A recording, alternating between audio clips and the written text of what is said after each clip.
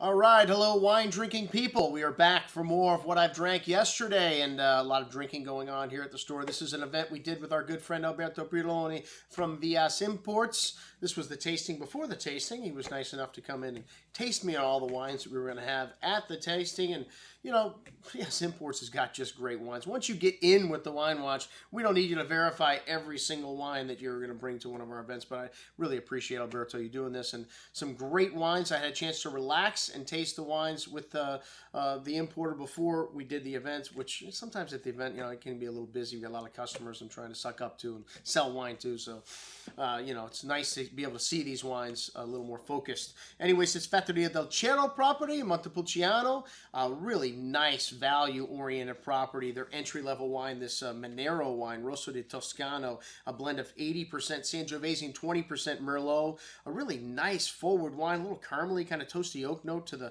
ripe plum and red cherry fruit on the nose, really forward and pleasant, really soft and round on the palate, smooth tannins, a nice amount of that ripe plum fruit and cherry showing on through the finish, and that Tuscan terroir, a little bit of that herbs and earthy nuance. Very good stuff at $12.75 and in a screw cap.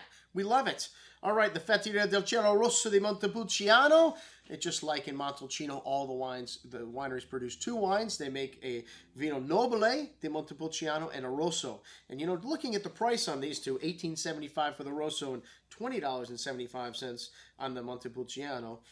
What's going on here? You know, you would always trade up to a Brunello in that case if you were $2 more from a Rosso. So there's, you know, a no-brainer. This Rosso 09 is very nice. I have it in the store, and, you know, it's just the Vino Nobile for $1, $2 more. Duh. Anyways, unfortunately, the 2007 is just about gone. This is a very large estate owned by an agricultural company, Saiagricola, as all the wineries that are represented here today are.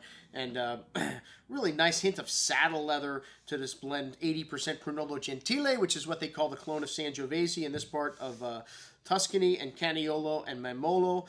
Some underbrush here, some really Tuscan terroir, that red cherry fruit showing as well. Smooth and forward, drinkable style, but this 2009 vintage all over Europe.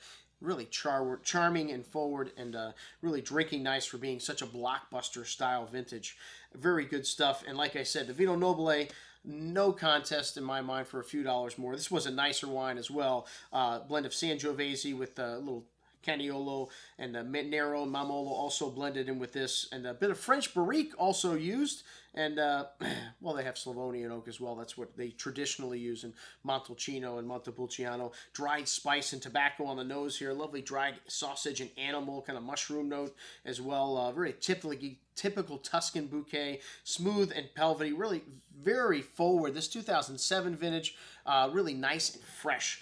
Some nice dry tannin showing on the finish, but that's what we expect from Italian wines. That's why in Italy they don't just give you wine, they give you food also. All right, the next wine, Antica CHIUSINA, which this is their top expression, their best vineyard sites, and really same blend as the other wines, but a little more concentrated and rich. The lovely bouquet of aromas here, brown spices, soy, saddle leather, porcini mushroom showing, and lovely toasty oak spice as well to that black cherry, strawberry jam-like fruit, really rich, and very forward and drinkable on the palate. This 05 vintage, not a blockbuster vintage, but a very good vintage and one that drinks nice. Some lead and graphite notes also showing on the finish. Excellent juice.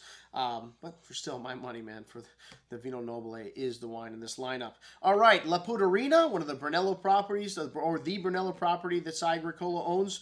A really small property, only about 9 hectares, located in the San Angelo and Colli region in Montalcino, near Pieve di Santa Restituta estate, Gaia's property. Really nuanced, lovely nose here, spice and kind of a roasted character to the red cherry fruit, elegant. Notes of black char and truffle, really traditional Brunello bouquet. A silky smooth approach on the palate. This 2006 vintage, still very young, even though it's you know, released, the latest release of all wines Brunello after 5 years. Still in a great vintage like this 06, you need an additional 10 years in the cellar on this wine. But some really dry tannin showing up on the finish.